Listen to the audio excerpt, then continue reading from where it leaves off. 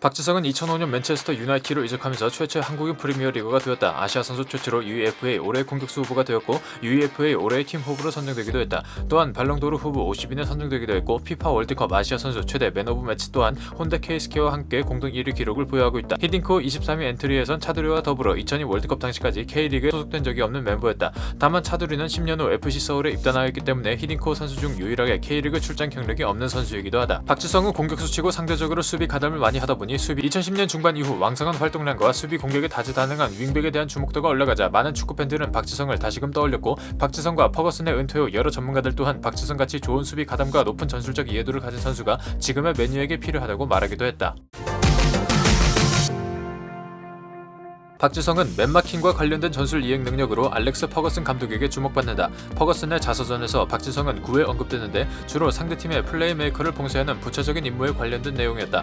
퍼거슨은 내가 지시사항을 전달하면 박지성은 뼈다귀를 문 개와 같았다. 그냥 흘려드는 법이 없었다며 박지성의 능력뿐만 아니라 감독의 전술 지시에 군말없이 잘 따르는 헌신성에 대해 언급하기도 했다. 이는 축구 전술에서 대인 방어 개념이 사라진 80년대 이후 마크맨 역할은 선수들이 가장 기피하는 역할 중 하나임에도 불구하고 잡음 하나 없이 묵묵히 자신을 희생한 박지성 에 대한 일종의 헌사였다. 맨유의 레전드인 폴 스콜스도 훈련장에서 최악의 선수가 누군지 아는가? 박지성이다. 정말 악몽이었다. 나를 마크할 때 아무 말도 하지 않고 옆에 붙어다녔다 라고 말하기도 했다. 리오 퍼디난드나 웨인 루니 역시 박지성의 맨마킹 능력에 대해 높이 평가할 만큼 맨유 출신들이 박지성에 대해 언급하는 내용은 하나같이 그의 대인 방어 능력에 집중되어 있다. 어린 시절 야구를 좋아했기 때문에 야구 선수가 되고 싶어 했다고 한다. 박지성의 아버지가 직접 언급하기도 했고 축구 선수가 안 되었다면 무슨 일을 했을까요? 라는 질문에 컴퓨터와 IT와 관련된 일반 회사원이 되지 않았을까라고 반문한 뒤 아니면 야구 선수가 되었을지도 모른다라고 대답하기도 했다. 박지성의 대답에 따르면 축구를 시작하기 전에는 야구를 많이 했는데 당시에 학교 야구부에 가입을 하려 했더니 너무 어리다고 받아주지 않았고 1년 뒤에 오라고 해서 축구부에 들어가게 되었다고 했다. 아마 야구부에서 받아주었다면 계속 야구를 해서 야구 선수가 되었을지는 모르지만 프로야구 선수가 될 수 있었을지는 모르겠다고 한다. 박지성은 평발을 극복한 운동선수로 유명하다. 평발은 발바닥에서 볼 수 있는 아치형의 장심이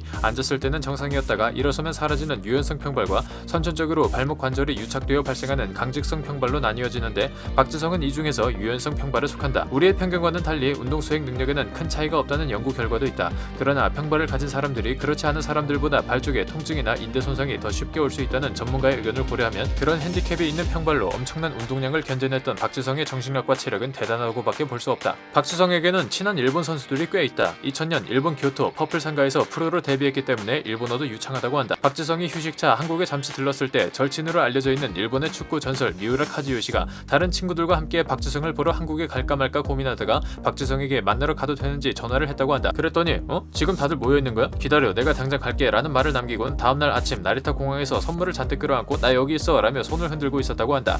교토 시절 같이 뛰었던 마치히 다이스케와는 그의 부인과도 친할 정도로 절친한 관계라고 한다.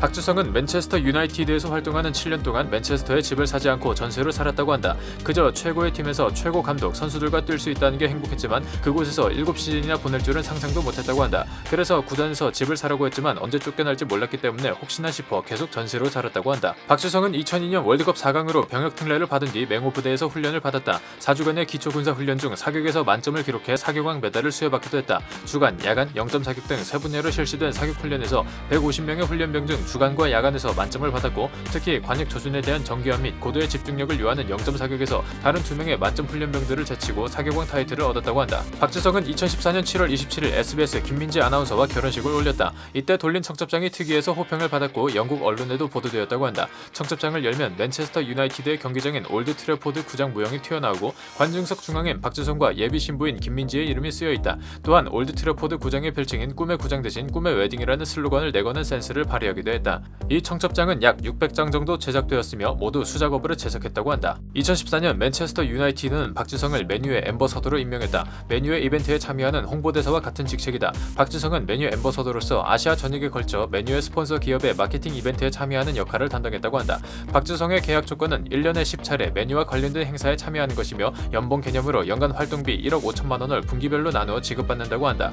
박지성 외에도 보비 찰튼, 데니스 로, 브라이언 롭슨 등이 맨유 앰버서더로 활동하고 있으며 알렉스 퍼거슨 전 감독 역시 감독에서 은퇴한 이후 앰버서더가 되었다. 그러나 앰버서더를 맡으면 감독, 코치 등 지도자나 축구 행정가 커리어를 가질 수 없기 때문에 전북 현대모터스 공식 어드바이저로 임명되면서 앰버서더 직책을 그만두었다고 한다. 신한카드는 2005년 박지성이 맨체스터 유나이티드로 이적한 후 맨체스터 유나이티드 스폰서 기업이 되었다. 2006년에는 신한 맨체스터 유나이티드 마스터카드를 출시한 적이 있다. 이 카드는 출시한 지 한 달 새 무려 6만 장이 발급되는 등 불티나게 팔리며 엄청난 마케팅 효과를 거두기도 했다. 한국보다 먼저 발급된 홍콩, 말레이시아, 일본, 태국 등 아시아 4개국에서 지금까지 나간 메뉴 카드는 모두 8만 장이며 한국에서만 발급된 카드가 조만간 아시아권 전체 발급 실적과 맞먹을 것이라고 전망하기도 했다. 전 세계적으로는 35만 장이 발급되었다고 한다.